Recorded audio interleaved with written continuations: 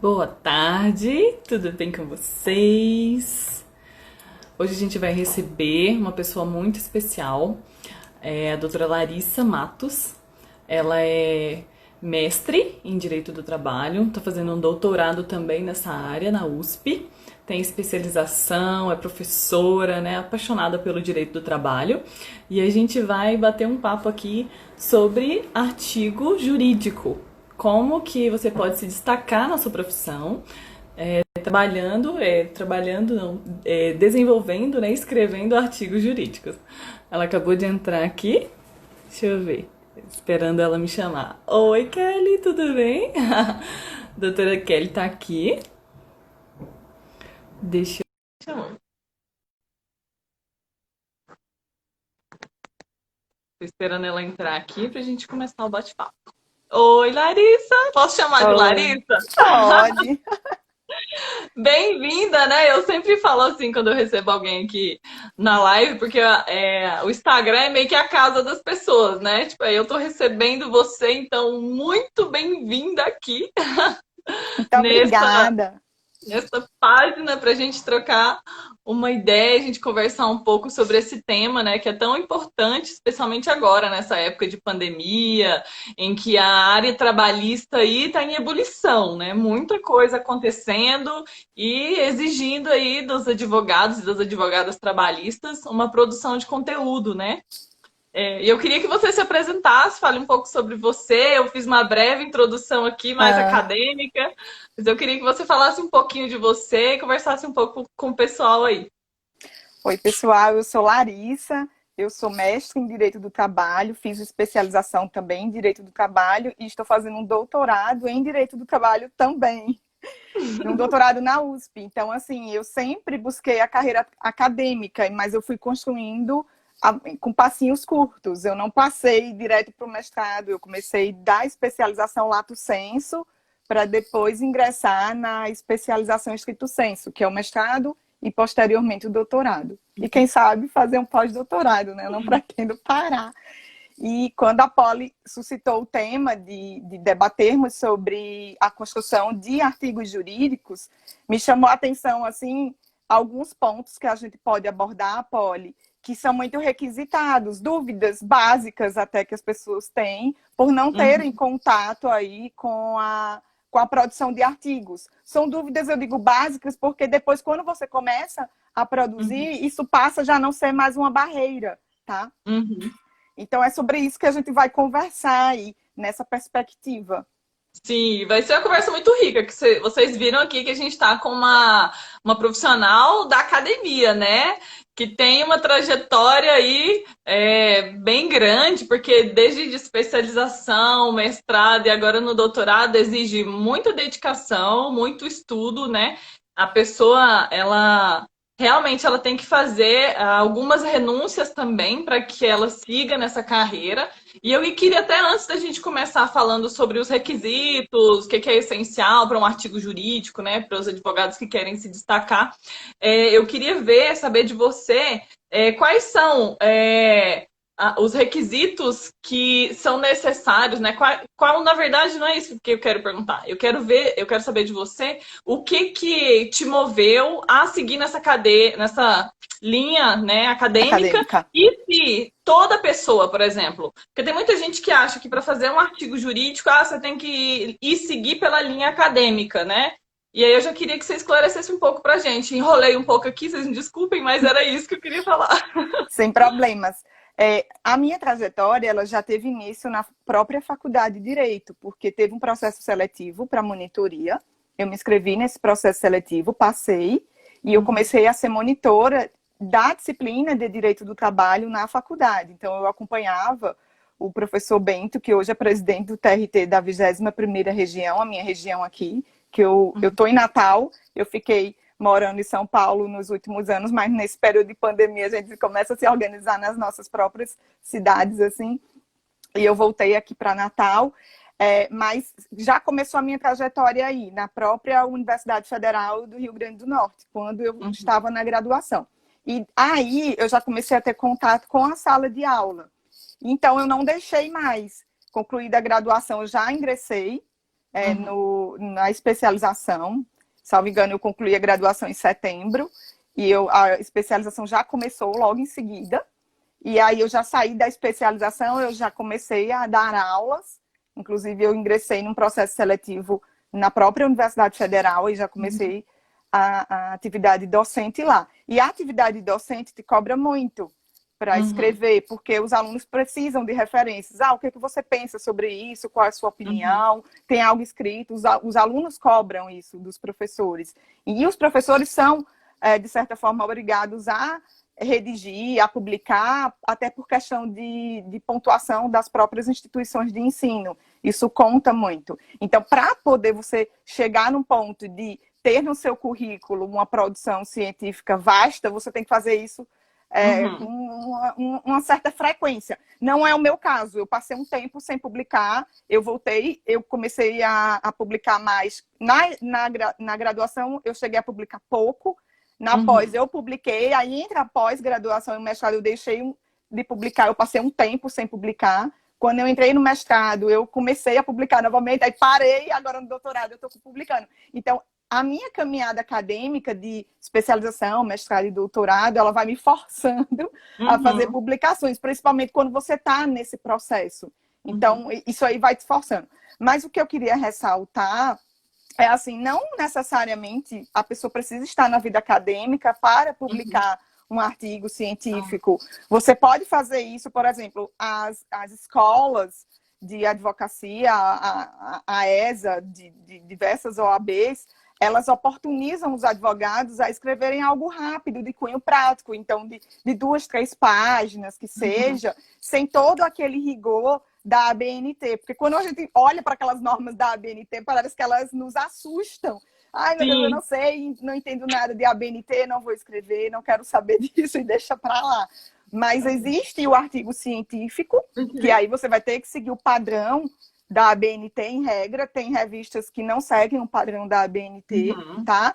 E tem os artigos de cunho prático, que você pode publicar em uma página, por exemplo, de uma escola dessa, de advocacia, Uhum. pertencente a alguma OAB, alguma seccional. Então, assim, é interessante que o advogado vá fazendo isso, até para que ele possa construir um nome, para a pessoa pensar, eu li aquele artigo sobre Uhum. aquele tema, que foi a advogada tal que escreveu, e já referencia você.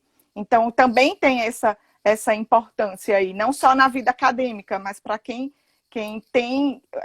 não quer estar na vida acadêmica, mas tem Uhum. pretensões de conquistar clientes, de fazer um nome, de ser referenciado, a produção de artigos é bem favorável nesse sentido.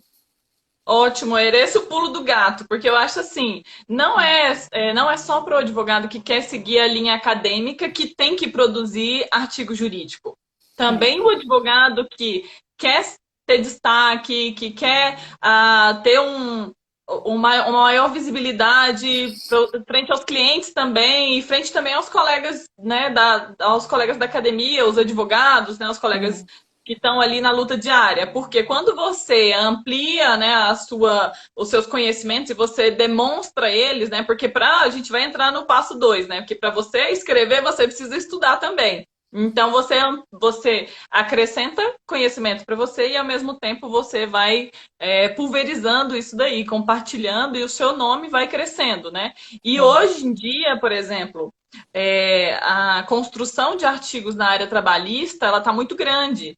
Mas mesmo assim, ainda é minoria o número de advogadas que estão à frente disso. Então é por isso que quando eu fiz a chamada, né, fiz um story falando um pouco sobre o porquê que a gente também resolveu fazer essa live, é para incentivar também as mulheres a escreverem, mesmo que não queiram seguir a linha acadêmica e se quiserem, mais um motivo ainda, né? Porque, como você falou, a escrita, a vida acadêmica te impulsionou para que você escrevesse cada vez mais. Então, as Uhum. duas coisas têm que estar alinhadas. E uma coisa que você falou aí também, que eu vou depois fazer um resuminho da live para vocês, que eu acho muito bacana, é esse ponto aí de não necessariamente você tem que seguir as regras da BNT. Porque senão isso, às vezes, porque dá um impacto, né? Você pensa, nossa, é tanto detalhe, é tanta coisa, tem que ser essa fonte, esse recuo com esse tamanho. a advogada ela já desiste, né? Já pensar, ah, não vou escrever não, que dá muito trabalho. Então, não necessariamente ela tem que escrever nessas normas, porque tem outros sites que ela pode publicar esse artigo, tem até o Jus Brasil, né? O Jus Brasil é uma fonte de pesquisa muito boa. O Jus Brasil ele é mais voltado para o cliente, né? Ou os advogados também. Eu, às vezes, quando eu estou pesquisando alguma coisa no Google, eu acho artigos no Jus Brasil excelentes e eu uso eles como fonte de pesquisa. Eu queria te perguntar, Lari, quanto tempo tem que você é formada? Porque às vezes o pessoal vai ter essa curiosidade aí. Nossa, deixa eu contar, né? Eu me formei em setembro de 2005. Eu ingressei na Universidade Federal, teve uma greve bem grande na época, e a formatura foi postergada, por isso que tem essa quebra aí, não foi no final do ano. Eu deveria ter me formado no meio do ano, e por causa da greve a gente concluiu aí em setembro de 2005. E aí, em 2006, eu já ingressei na pós-graduação Lato Sensu, que foi a especialização. E em 2009, eu fui fazer o mestrado, então eu tive um lapso aí, de 3 anos, mais ou menos. E quando eu voltei do mestrado, como eu fiz fora do país, a minha preocupação foi revalidar o meu mestrado antes de eu tentar o doutorado. E eu consegui revalidar, foi um processo demorado, porque tem muita burocracia, são vários documentos, é um processo que demora dentro das instituições. Salvo engano, o meu demorou 2 anos. Então, eu só consegui essa revalidação, salvo engano, deixa eu ver, em 2015, por aí. Ou 2014, tem um tempo já. E com a revalidação em mãos, aí depois eu fui me organizar para fazer o doutorado, porque o doutorado ele precisa de uma organização muito maior do que um mestrado, ele te demanda muito mais tempo. Não tempo em créditos, porque os créditos do mestrado que você tem que cursar praticamente são os mesmos do doutorado. Não tem essa diferença, mas demanda muito mais tempo em relação à pesquisa. Então, eu dei esse lapso também. Você vê que eu comecei o mestrado em 2009, e eu só entrei no doutorado em 2019. Eu estou no segundo ano do doutorado ainda. São 3 anos lá na USP. Tem doutorados que duram 5 anos, 8 anos, depende da instituição de ensino. Lá na USP é bem rápido, assim, eles querem que você conclua rápido. Então, só dura lá 3 anos. E o prazo de pesquisa encurta. Até as pessoas falam, nossa, 3 anos de doutorado, não eram 5, não eram 8. Não, lá são 3. E assim, você tem que se virar para fazer essa pesquisa e concluir junto com a conclusão dos créditos em 3 anos. É isso. Então, perfeito. Então, olha só, gente, eu vou focar no tema da nossa live, mas quem tiver interesse sobre a linha acadêmica, sobre como, o que deve fazer para seguir nessa linha, né? Quais requisitos, enfim, manda aí, comenta com a gente, que aí no final a gente fala um pouquinho sobre essa parte aí que é tão importante, né? Vamos lá. Eu tinha anotado aqui algumas perguntinhas sobre a questão da produção do artigo. Né? Quais dicas você tem? O que é essencial para que a advogada ou advogado produza um bom artigo jurídico? Bem, para escrever, você precisa ter uma carga de leitura bem alta. Você não consegue escrever com a carga de leitura baixa, tá? Então, o fato de ler vai te ajudar a escrever. O fato de falar também vai te ajudar a escrever. Então, é um conjunto. Então, para começar a escrever, tem que ter uma carga de leitura. Se não tem essa carga de leitura, comece a ter essa carga de leitura, porque ela é essencial. Mas, assim, tem algumas dicas que você pode utilizar no ato de escrever. Eu quero começar a escrever. Como é que eu faço? Não sei. Começa. Mas tem uma organização, tem um roteiro. É como uma dissertação. Às vezes a gente vai fazer prova. A prova para ingressar na universidade precisa fazer a famosa dissertação, que eu acho que agora é a famosa dissertação do Enem. Como é que faz? Tem que ter uma introdução, tem que ter um desenvolvimento e tem que ter uma conclusão. O artigo, ele vai seguir esse direcionamento. Ou seja, no artigo você já tem que colocar ali na introdução do artigo o que você vai abordar. Então, seria o primeiro tópico ali do artigo, né? O título e você passa para o tópico. Lógico, tem que seguir todas aquelas regras, se for um artigo científico, fazer um resumo, colocar em língua estrangeira, que chama o abstract, né? E colocar em língua estrangeira, colocar as palavras-chave, mas isso aí eu não vou detalhar agora, porque tem muita informação. Eu vou começar pela estrutura. E você começa como se fosse uma dissertação mesmo. tá? Com a introdução. E ali você vai naquele primeiro tópico, expor a importância do seu tema, contextualizar o seu tema, escolha um tema que você gosta. Se for um tema Uhum. que você não gosta, a ideia não flui, o raciocínio não flui, a construção não vai fluir. Então tem que ser Uhum. um tema do seu interesse. Eu gosto desse tema, eu vou trabalhar com esse tema, e um tema também que seja atual. É importante isso, dar uma contribuição atual. Não adianta você escrever sobre um tema que já foi muito batido, que as pessoas não têm interesse em ler. Se você quer Uhum. se destacar e quer dar a sua contribuição, pegue temas atuais. Na área trabalhista, em especial, estão aí surgindo vários temas que podem ser objetos de dissertação, objetos de um artigo científico, porque a gente teve muita medida provisória, alteração em legislação, houve muita dispensa, pode-se discutir as formas de dispensa, se é possível dispensar pelo fato do príncipe, por exemplo, se não é, a questão da força maior, a questão do saque do FGTS, o contexto, o cenário pandêmico ele foi muito ruim para aqueles trabalhadores que estão na informalidade, você pode tratar desses temas, ou seja, são temas atuais, eu estou falando da minha área que é mais confortável, mas cada área tem o seu tema aí atual pertinente. O pessoal do direito tributário vai ter um tema pertinente aí nesse cenário de pandemia, do direito constitucional. Nossa, o direito constitucional tem vários. Então, procure um tema que você gosta, que seja atual, e quando eu falo de tema atual, um tema que realmente agregue algo. Não é? Para que eu vou escrever sobre uma coisa que já foi batida, que está fora do cenário atual e que não tem importância? Só para cumprir um requisito no meu currículo? Ótimo, você vai cumprir, mas isso não vai chamar a atenção do seu leitor. Os leitores, eles estão procurando hoje temas atuais, principalmente no direito, que as coisas mudam muito rápido, em especial no direito do trabalho. Uhum. Feita essa introdução, que é contextualizar o tema, tratar da importância do tema, dizer por que ele é interessante, você pode passar para o desenvolvimento. E aí o desenvolvimento do texto, uma pessoa perguntou aqui, a Gabriele, qual o ideal de páginas para um bom artigo? Eu vou falar isso, calma aí, falo já já. Tem uma outra pergunta também ali que eu guardei. Vai anotando, então. Tá. O desenvolvimento do texto é interessante que você siga, se você não tem um costume de escrever, siga um padrão que eu costumo passar para os meus alunos, que é o quê? Você começar com uma abordagem histórica daquele instituto, tá? É interessante você fazer uma abordagem histórica. Se você não gosta de fazer essa abordagem histórica, faça uma abordagem conceitual e principiológica, tá? Concernente àquele tema. É importante isso, você direcionar o seu tema com essas bases. Depois, você tem que construir esse desenvolvimento considerando a importância da legislação. Tem aluno que vai escrever e já começa a falar, por exemplo, na área trabalhista, que é a área que eu fico coordenando o artigo de aluno, já começa a falar na CLT. Aí eu falo assim, gente, o direito do trabalho não começou na CLT, ele não começa e ele não morre na CLT.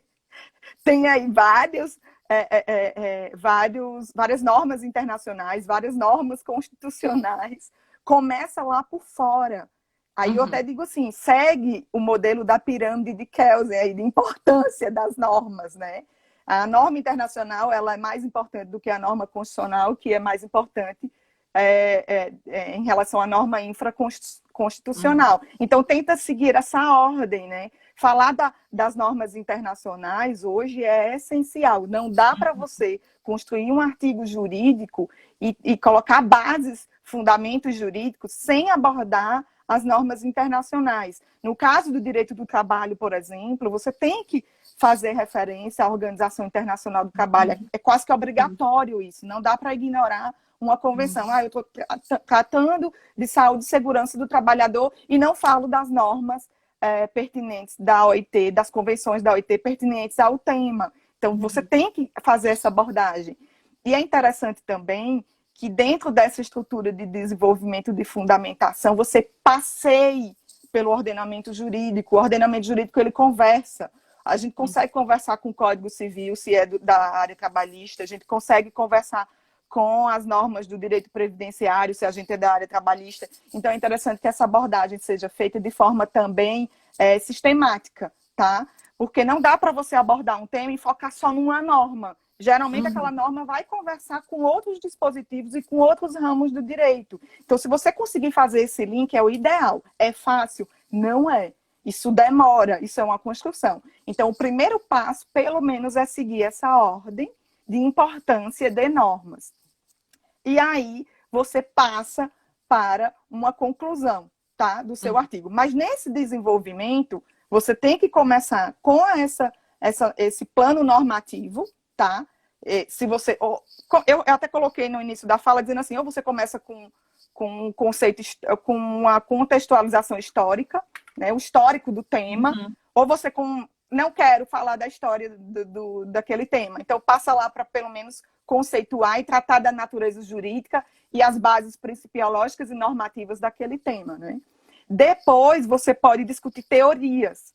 O que é que fulano diz? O que é que cicrano diz? Colocar teorias. No direito sempre a gente tem a posição X e posição Y, né? Uhum. E dentro dessa dicotomia aí de teorias, você pode trabalhar também um aspecto jurisprudencial, o que é bem importante para a advocacia, Uhum. tá? Citar jurisprudência em artigos. Por quê? Porque isso, a pessoa pode ler o seu artigo e dizer, poxa, tem uma jurisprudência aqui que eu não conhecia. E isso aqui Uhum. tá bom, vou aproveitar aqui para fazer a minha inicial, para fazer a minha contestação, para fazer o meu recurso, que seja. Então, isso é bem legal.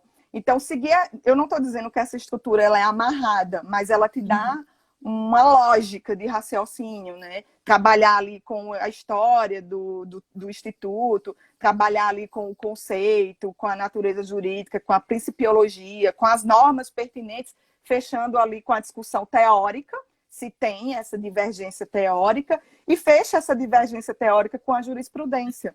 Uma jurisprudência, por exemplo, na área trabalhista seria de um TRT ou do TST, e o Uhum. que o Supremo diz em relação a aquele tema. Às vezes você Uhum. precisa, inclusive, citar o STJ também, como já aconteceu num artigo recente meu, que eu tive que dizer, o STJ já se pronunciou, apesar de ter decisão do TST, em sentido contrário, né? Porque às vezes tem esse conflito STJ e TST.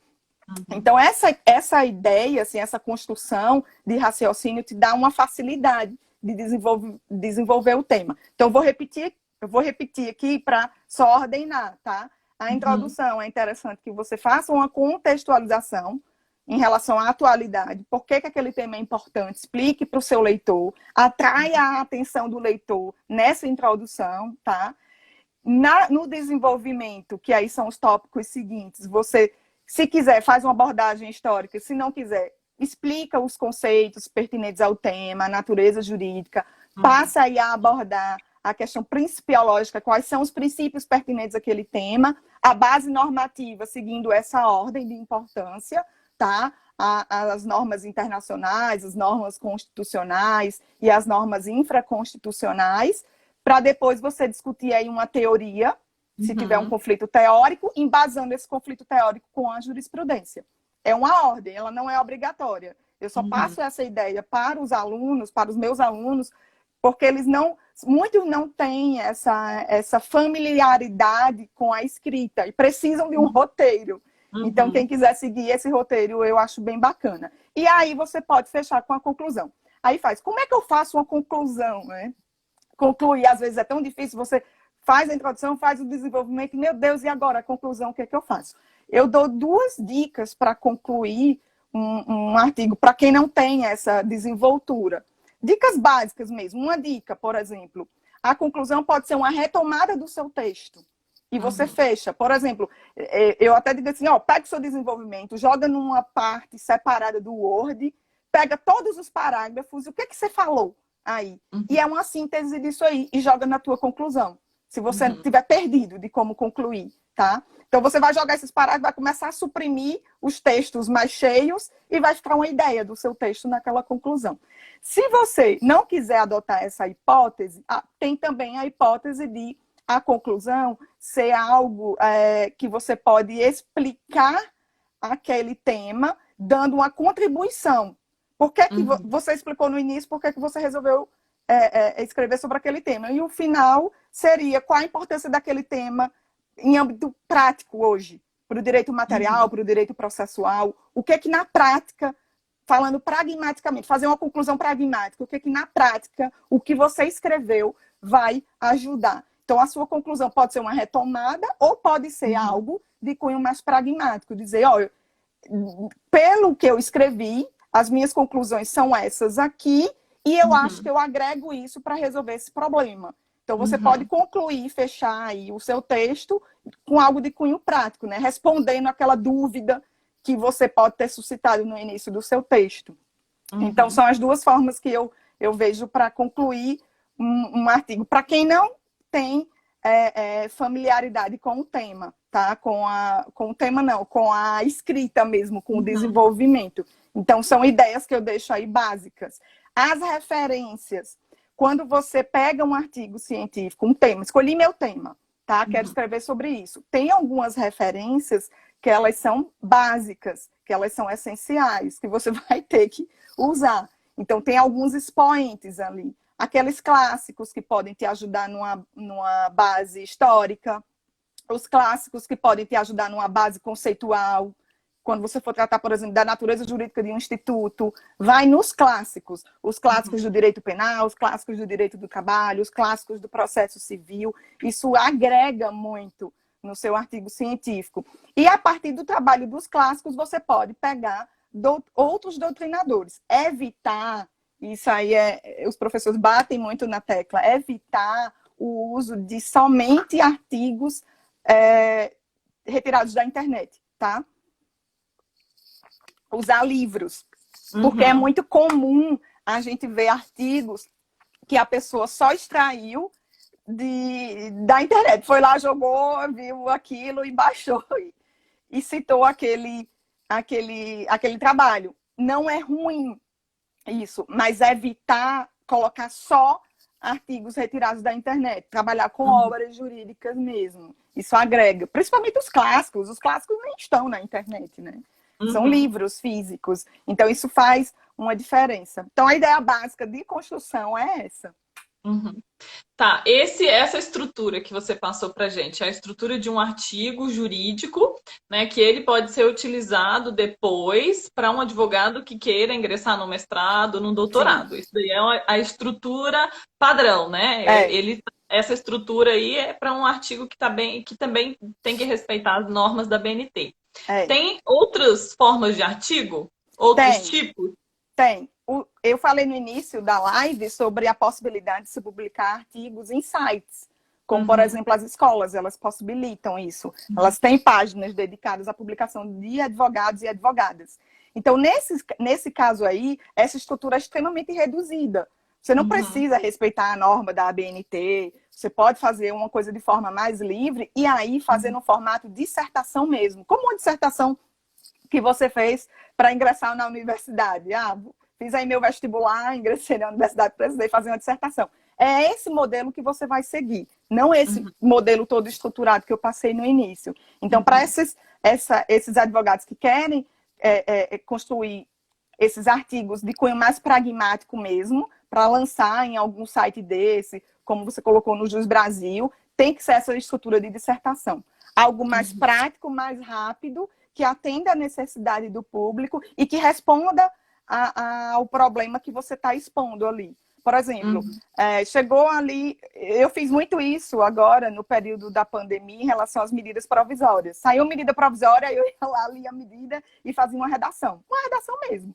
Foi publicada a medida provisória tal, nós vamos discutir sobre ela. Ponto tal da medida, e aí eu fazia uma conclusão mais de cunho crítico. Se eu era favorável ou não à medida, ou então não fazia uma conclusão de cunho crítico e deixava ali um fechamento para o debate ficar aberto ali. Até porque quando sai uma medida provisória, você que está na vanguarda escrevendo, é difícil você colocar aquilo no papel, porque você não discutiu com ninguém. Geralmente as pessoas discutem, debatem, mas quando chega, escreve aí, sai uma medida provisória hoje, meia-noite. Amanhã eu quero um artigo tal publicado, como aconteceu comigo. Você consegue escrever? Eu disse, consigo. Aí, acordava 8 horas da manhã o computador rápido para fazer uma dissertação rápida para jogar na página. E aí, porque as pessoas já vão buscar, meu Deus, saiu uma medida, o que eu faço? Já vem vários advogados também atrás de entender aquela medida. Então, quando eu fiz isso, eu fiz no intuito de dissecar a medida provisória e fazer um artigo que respondesse e atendesse mais a essa ansiedade dos advogados e demais interessados em relação à medida provisória que foi publicada. Então, é possível fazer isso, é mais simples, é mais rápido, atende muito a necessidade do público e foge de toda aquela programação que você tem que ter, que parar para escrever um artigo científico, seguir as normas da ABNT, que várias normas já assustam. Já você olha e fala, ai, não vou fazer isso não, é muito chato, é muita burocracia, é muita coisa para fazer, eu não vou fazer isso. Aí já esquece, aquilo já vira um obstáculo. Nesse caso aí, não. Nesse artigo mais pragmático, não precisa. Ele é mais rápido, você faz em pouco tempo. Sentou 2, 3 horas, já consegue fazer aquilo ali tranquilamente. O artigo científico, não. Ele vai te demandar muito tempo, 1 dia, 2 dias, meses. Tem gente que vai passar meses para conseguir gestar um artigo, né? Quase uma gestação, gestar um artigo. Tem gente que vai fazer mais rápido. Hoje eu faço mais rápido. Se você disser, Larissa, eu quero que você escreva um capítulo de um livro, capítulo tal, o tema é esse. Eu acho que eu consigo escrever parando tudo, minha vida, em 2 dias. Entendeu? Um dia para escrever, outro dia para refletir sobre o que eu escrevi e tentar dar uma melhorada. Antes eu não conseguia fazer isso. Se pedisse, eu dizia, não consigo. Não está no meu espectro ainda de solução de problemas tão rápido, assim, eu não conseguia. Então, isso foi com um tempo, foi com um tempo, tá? Hoje as pessoas falam, no período da pandemia, no início da pandemia, aliás, que eu fiquei publicando muito com relação às MPs, nossa, você já escreveu isso? Mas era um negócio tão, assim, que eu peraí, eu li a MP, já pegava, entendia o que ela dizia e já fazia uma dissertação. Essa dissertação já saía rápido. E artigo científico, eu falo muito, quanto mais você faz, mais fácil fica de fazer. E mais rápido você faz, porque você já tem um raciocínio voltado para aquilo. Você já sabe quais são as bases, já sabe o que é que você pode colocar ali, já sabe as referências, não todas, óbvio, todo dia você aprende. Você já tem uma ideia, pelo menos, você não vai perdido. Escreve aí, sei lá, lógico, dentro da minha área, né? Se mandar escrever sobre direito tributário, eu vou passar 1 ano. Bem, aí se você disser, escreve aí, por exemplo, escreve aí sobre saúde e segurança do trabalhador nesse período de pandemia. Eu já sei o que eu vou fazer, entendeu? Eu já sei a estrutura que eu vou usar, eu já sei o que eu vou pesquisar, eu já sei quais são os autores que eu vou atrás. Então, eu já tenho ideia disso. Por quê? Porque eu já estou inserida nesse ambiente há algum tempo. Lógico, não sou nenhum expert, não tô me colocando aqui como a pessoa mais entendida do mundo. Mas... É porque você treina muito, né? Quantos artigos você já escreveu? Fala pra gente. Eu não sei. Inclusive, alguns eu nem coloquei no Lattes, eu esqueci. Até meu marido chamou a atenção que ele falou assim, você tá colocando essas coisas no Lattes? Não, porque você ainda tem que lembrar de jogar no Lattes. Pois é. Puxa, fui para aquele seminário, falei não sei o que lá e não coloquei no Lattes, né? Ai, meu Deus, cadê o artigo? Não sabe nem mais onde tá. Então... As meninas estão falando aqui, ó. A Gabriela e a Jéssica estão falando que importante é treino. É treino, gente. Tem que treinar mesmo. Vocês podem começar pelos artigos do Jus Brasil. Vocês podem fazer nessa estrutura. Por isso que eu perguntei para ela quantos tipos de artigo tem. Porque não é só esse artigo padrãozão que é ideal para a academia. Você pode começar escrevendo, né? Fazendo artigos mais objetivos, respondendo alguma pergunta. Que aí eu já ia até te perguntar, né? É importante também ressaltar a linguagem que você vai escrever. Porque se você vai escrever um artigo jurídico dentro das normas da BNT, você vai utilizar uma linguagem mais jurídica, né? Termos mais rebuscados, enfim. Agora, se você vai fazer um artigo para você responder um problema, para você começar a treinar a escrita, publicar no Jus Brasil, por exemplo, que os artigos lá são numa linguagem muito acessível. É como se você estivesse falando com o seu cliente. Entendeu? E aí você destrincha a norma, começa com uma pergunta e aí você vai respondendo ela. Isso é treino. E a Larissa escreve rápido porque ela já tem uma bagagem de conteúdo, porque você lê muito, você estuda muito, né? À toa que você já está no doutorado, né? Então você já tem uma bagagem, já tem um repertório muito grande. Então, na hora de escrever, por exemplo, igual você falou aí, medida de saúde e segurança do trabalhador. Você já leu sobre isso, você não vai começar a escrever do zero. Então, por isso que vai mais rápido. né? E Uhum. sobre a leitura, é até importante a gente falar também que a leitura, ela não é só jurídica, né? Não. Eu vi um vídeo seu, a Larissa tem um canal no YouTube, gente. Depois vocês vão lá dar uma olhadinha. É novo, né, Larissa? Mas ela vai encher de vídeo lá com o tempo. E ela tem um vídeo rapidinho, curtinho lá no YouTube, falando um pouco também sobre esse tema. Hoje aqui a gente vai aprofundar mais. Mas ela deu uma dica muito boa lá sobre essa questão da leitura. O que você lê, né? Fala um pouquinho pra gente, Larissa. Ó, eu sempre falo assim, ó, quem quer escrever não pode ler só coisa jurídica.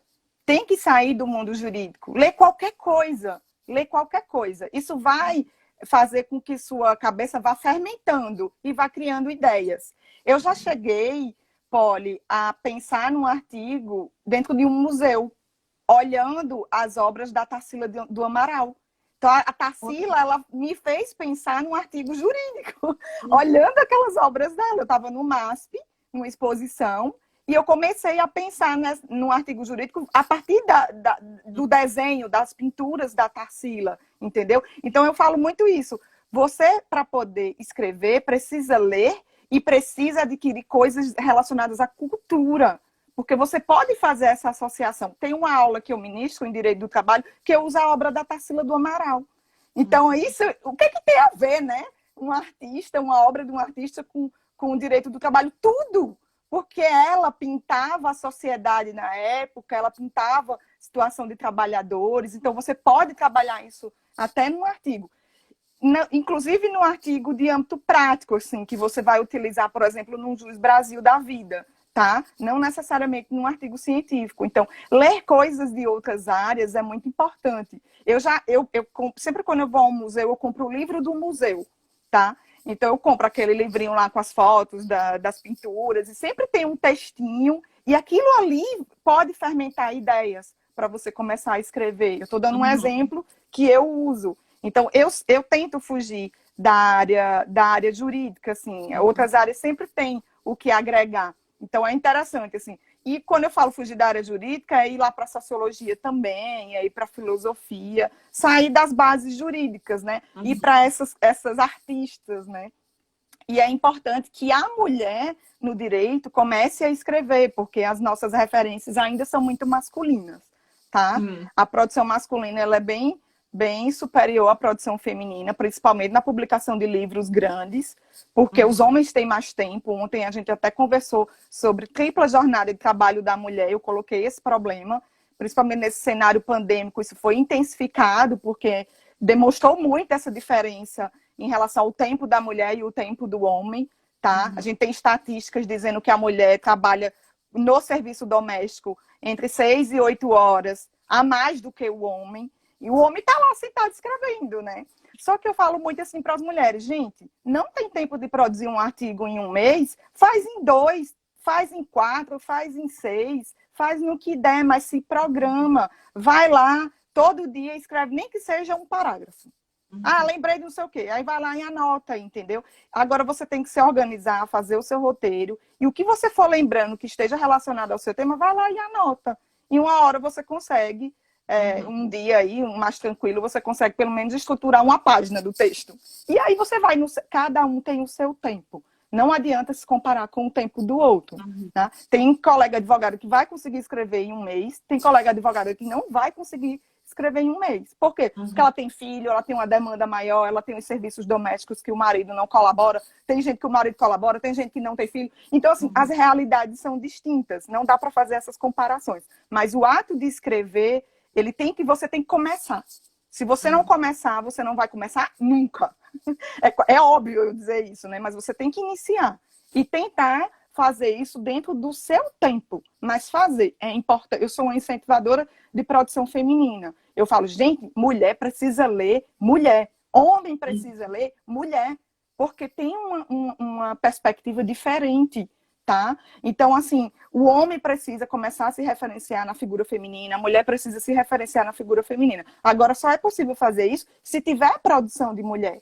Se não tiver produção de mulher, a gente vai continuar se referenciando nas mesmas figuras masculinas. Né? Nada contra o homem, eu só estou dizendo assim, do jeito, por exemplo, que a Djamila fala, a gente precisa de referências negras para entender o racismo, a gente precisa de negros escrevendo, porque a produção ainda é muito eurocentrista e muito branca, tá? Eu falo isso em relação às mulheres, copiando aí da Djamila. A mulher precisa começar a escrever, tá? E aí, respondendo já a pergunta que foi feita em relação ao número de páginas, depende. Tem revistas científicas que ela vai te exigir um número X, ela vai te colocar um limite. Geralmente, esse limite gira entre 10 e 20 páginas. Eu já vi entre 15 e 20, já vi entre 10 e 15, varia, tá? Mas, se você quer escrever um artigo científico e só conseguiu escrever 7, 8 páginas, veja onde você consegue adequar.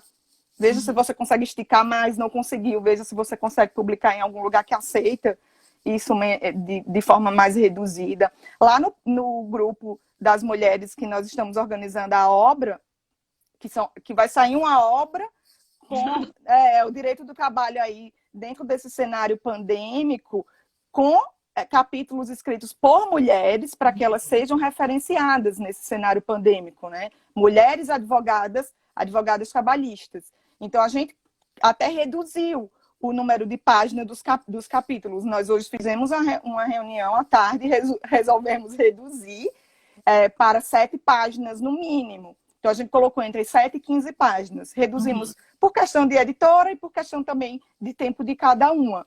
Mas, existe um ideal? Não, não existe. Você pode escrever algo, seja maior ou algo mais curto, mas onde você vai publicar é que vai determinar se essa publicação pode acontecer ou não. No caso do artigo mais pragmático, mais de cunho prático, que é esse formário de dissertação que eu falei, que é o artigo que vai interessar para um Juiz Brasil da vida, aí não tem como você escrever algo muito grande, né? O leitor não vai ficar lá lendo uma, duas, 3 páginas, 4, 5... Não, ele quer ver a informação em uma página já, né? Ele tem pressa. Então, se você conseguir reduzir aquilo em uma página, em 2, tá bom. Não faz textão. Depende do público, né? Depende do público. Depende do público que você vai escrever. Então, assim, o ideal, eu acho que dá pra gente pôr um padrão aí em relação ao artigo jurídico com perfil científico. Que você vai utilizar ele mais para a questão acadêmica, para colocar no Lattes. Inclusive, tem uma pergunta aqui, Larissa. A Jéssica está querendo saber se vale a pena, se é importante, né, colocar os artigos do Jus Brasil no currículo Lattes. O que você acha? Sim. Tem que colocar. Qualquer produção coloca. Tem lá. O Lattes, ele tem diversas formas de você inserir produção. Tem a produção científica de capítulo de livro, de revista científica, e aí, se você conseguir publicar numa revista com qualis, tal e qual, aí você consegue inserir lá. Mas tem as publicações em sites de jornal.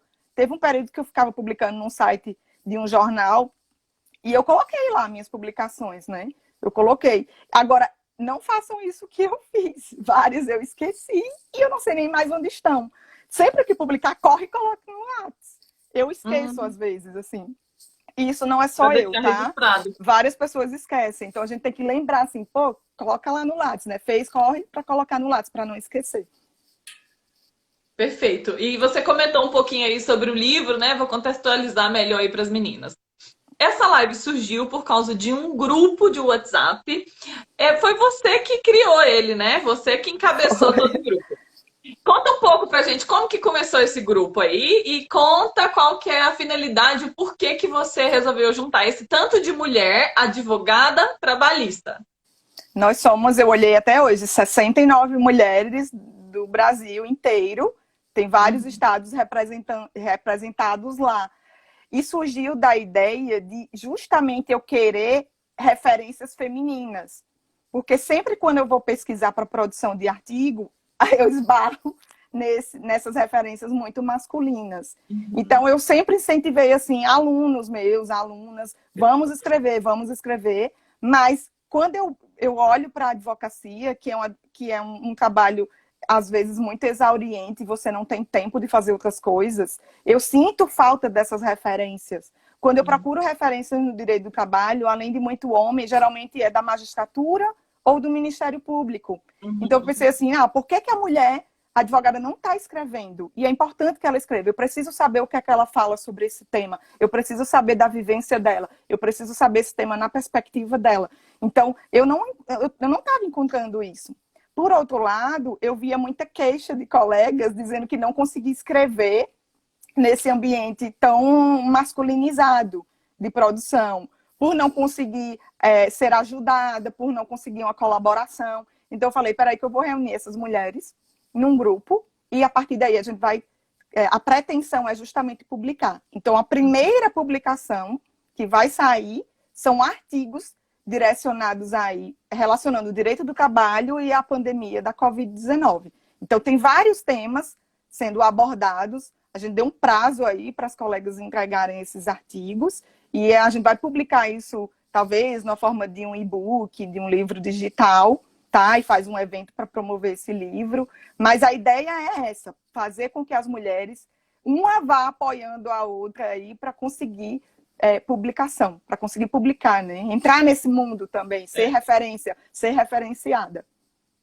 Gente, o importante também é que nesse momento agora que a gente está vivendo, os advogados, as advogadas, né, que estão construindo as teses que serão julgadas. Então, esse é um momento muito importante para que a gente não deixe nas mãos só dos juízes, né, a construção de como que vai ser a aplicação da lei nesse momento.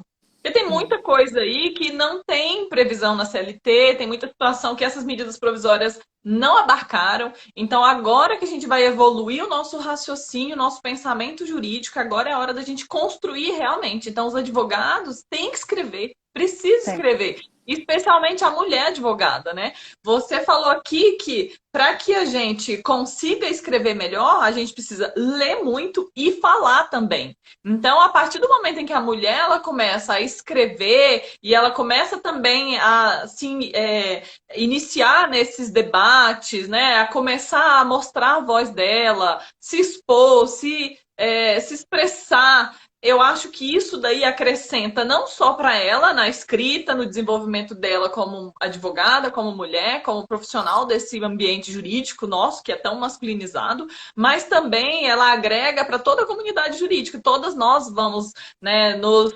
engrandecer com essa contribuição.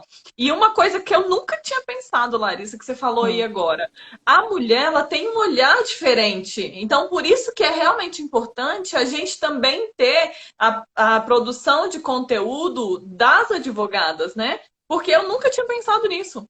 Porque nós temos experiências diferentes, nós temos vivências diferentes, né? Então, o nosso dia a dia é diferente. A gente tem uma visão sistemática, muitas vezes, diferente do homem, por causa dessa diferenciação, entendeu? De estilos de vida, né?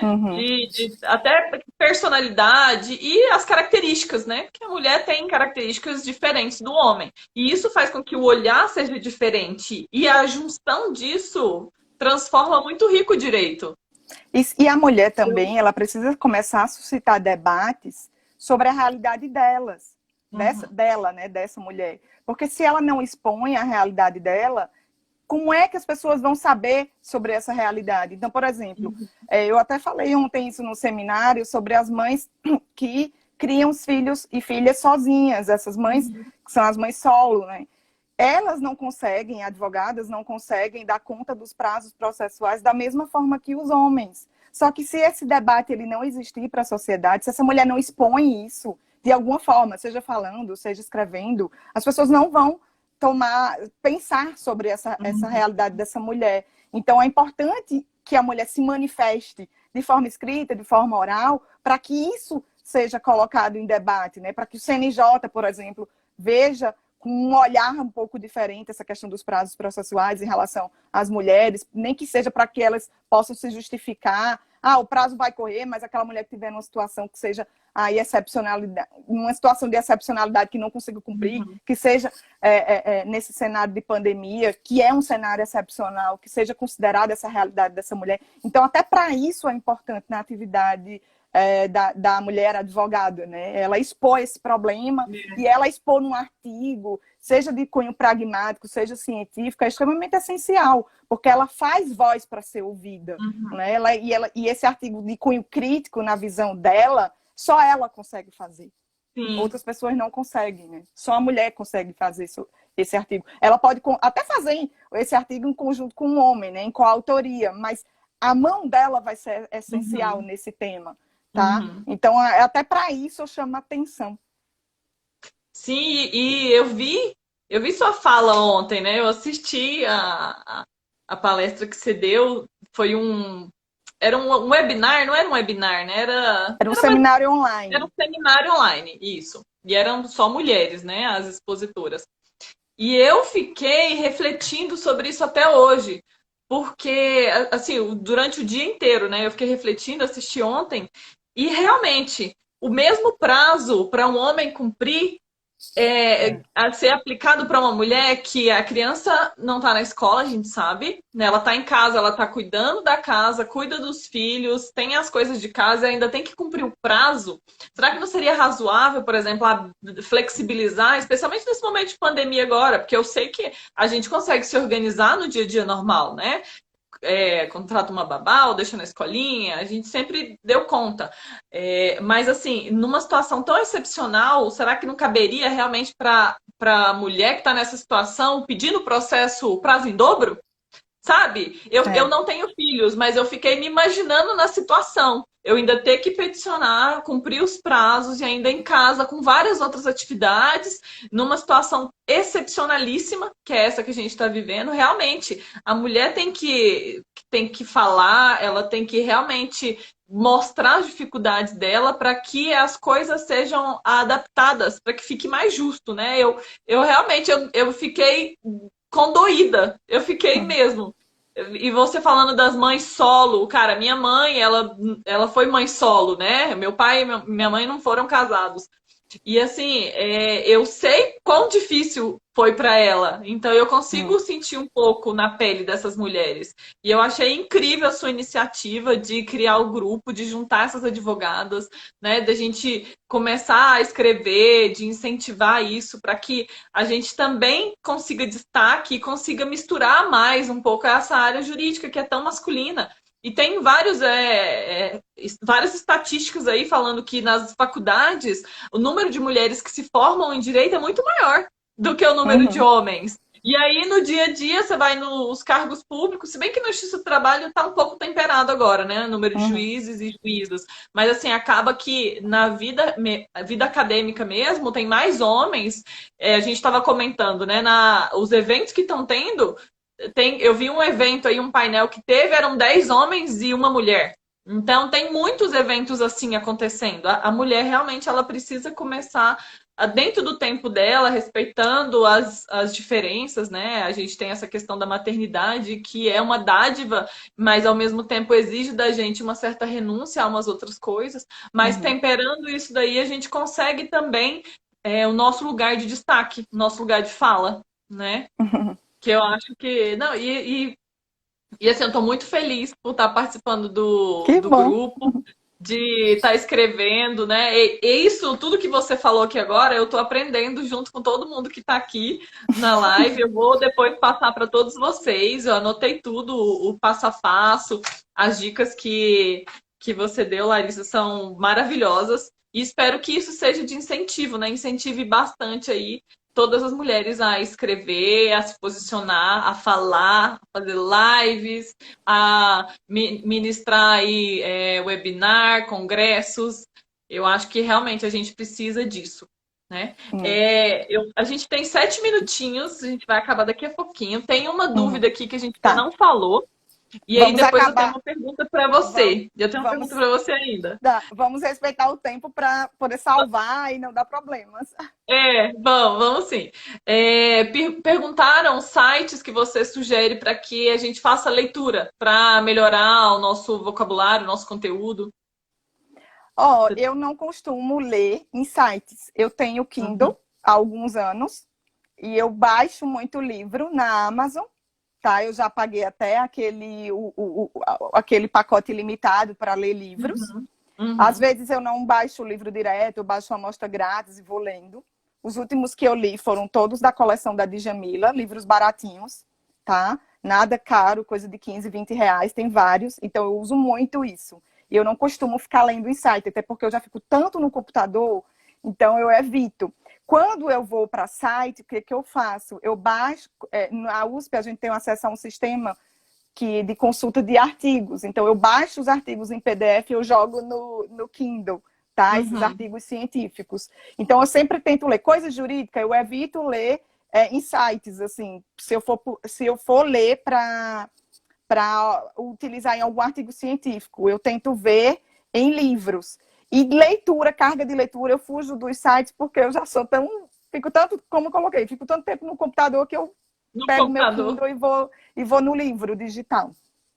Então, assim, eu nem sei, Verdade. assim, dizer de site mesmo, eu vou no livro digital. E eu leio de tudo, qualquer coisa. Eu leio de direita, eu leio de esquerda, eu leio de centro, eu não tenho nenhum um apego à ideologia. Eu leio marxista, eu fui uma leitura de Karl Marx na minha juventude, na minha infância até, eu tive contato por causa do meu pai, mas eu também leio os liberais, eu leio as indicações dos livros da Empíricos, que é uma empresa mega liberal que dá aí dicas de como investir em ações. Aham. Eu leio os livros da Empíricos, minha gente, então eu não tenho problema. Eu leio, eu não me apego a ideologias, eu estou para aprender. Então, eu Uhum. leio porque quanto mais você lê direita, de esquerda, de centro, você tem argumentos para ambos os lados. Você não se Uhum. prende numa casinha, numa caixinha e fica preso àquele raciocínio que não flui, né? Eu não, eu leio Uhum. tudo. Eu leio tudo. Tem alguns. Tem uma revista que é da LTR, né? Você recomenda ela? A Ela é revista da excelente, LTR? nossa, demais. A única coisa ruim da revista é o preço. Mas eu fui um assinante. Todo ano eu assinava a revista da LTR. Depois eu fui deixando, porque ficou uma revista muito cara. É uma revista muito cara. Uhum. Então eu Sim. fui tendo outras prioridades para atender e eu deixei de Uhum. assinar em razão do preço. Mas é Uhum. uma revista maravilhosa. Para mim, é uma das melhores revistas na área trabalhista. Assim. Quem puder Uhum. assinar, pagar a assinatura, vale muito, mas muito a pena. Uhum. A LTR não me paga para isso. Inclusive, eu cancelei a assinatura porque eu tive que dar conta de outras coisas. Mas se eu pudesse despender o dinheiro ali facilmente, eu pagaria a revista da LTR. Ela é maravilhosa. A Kelly aqui estava perguntando, e minha dúvida, acho que era essa, né, Kelly, que você tinha Qual? perguntado. Você perguntou se tinha. Acho que ela. Eu tô tentando voltar, mas tá bem no início aqui. Acho que ela perguntou se tem alguma revista com fator de impacto, ó, bom nessa área aqui no Brasil. Na área do direito do trabalho, tem essa da LTR, Kelly.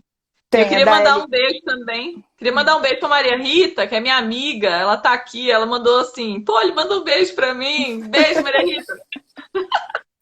A Kelly tá falando, não, não é não? Qual que é, Kelly? Descreve aí pra gente. Enquanto isso, eu vou fazer uma última pergunta pra ela, que nós estamos 3 minutinhos. É. Larissa, você tem toda essa trajetória acadêmica, né? Super bacana. Eu admiro muito toda a sua trajetória. Você está fazendo doutorado numa instituição muito renomada, né? Aqui em São Paulo. Muita gente sonha em fazer alguma coisa lá. Então, eu quero dizer que você assim, é motivo de admiração pra gente, né? Quase que não sai. E assim, eu digo por mim, na verdade, vou falar por mim, tá? E eu queria que você desse uma sugestão para as mulheres, para as advogadas que querem se destacar na profissão, né? Por toda a sua experiência, o que você poderia passar de mensagem para as advogadas? Primeiro, ocupar os espaços na OAB, tentar ocupar os espaços na OAB. Eu não ocupo esse espaço ainda aqui, porque eu saí, morei fora, voltei e eu sou um pouco desorganizada, mas eu acho que tem que ocupar esses espaços. Estar nas associações, por isso que uma das exigências que eu fiz para ingressar no grupo foi estar em associações, porque a gente precisa do apoio das associações para agir em conjunto, tá? Tentar escrever, tentar publicar no seu tempo e da forma que Uhum, der, um artigo aí com um formato de redação, introdução, desenvolvimento e conclusão de cunho mais pragmático, ou um artigo científico mesmo, nos moldes que eu expliquei aqui, para poder se tornar referência, ser referenciada. A pessoa, eu já conheço essa pessoa. Tem uma uhum, autora, a Rúbia, eu encontrei a Rúbia uma vez, eu falei assim, você é a Rúbia, né? Ela, eu sou, sabe por que eu conheço a Rúbia? Porque ela publicou horrores. Então, assim, a Rúbia é uma referência para mim em termos de... Eu uhum, nunca tinha visto a Rúbia pessoalmente, né? Então, quando eu vi, eu falei, Rúbia, eu gosto tanto dos seus textos, parecia ser a fã, sabe? Então, isso faz a diferença também. Então, a mulher que quer se projetar nesse ambiente tão masculino, ela tem que correr atrás. Entrar nas associações, o que a Jéssica até falou no seminário ontem, mulheres no comando, né? Tentar estar uhum, nessas diretorias para passar a visão também da mulher, as dores da mulher, as críticas da mulher nessa perspectiva, porque o homem não vai conseguir entender isso se a mulher não estiver apta a colaborar nesse sentido. E com relação às Perfeito. referências, publicar o máximo que puder. Eu acho que o nosso tempo já se encerrou, né? Faltam 15 segundos. Quero te agradecer de coração. Vou deixar a live salva, vou colocar no IGTV, tá? Obrigada mesmo. Tenho certeza que foi muito rica para todo mundo. Obrigada Beijo a todos grande. também e a todas. Beijo, Tchau. tchau.